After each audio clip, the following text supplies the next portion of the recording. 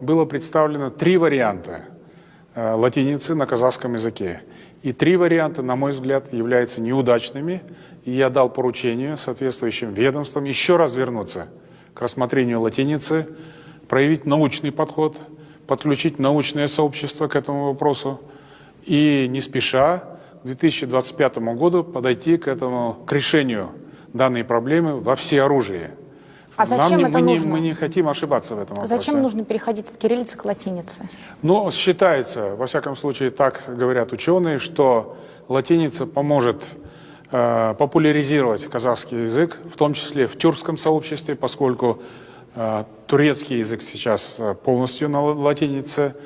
Решение о переходе на латиницу приняли Узбекистан, Азербайджан, Туркменистан. Здесь, в Центральноазиатском регионе, пока на кириллице настаивает Кыргызстан. Ну и Монголия, тоже часть Центральной Азии, пока они пишут на кириллице.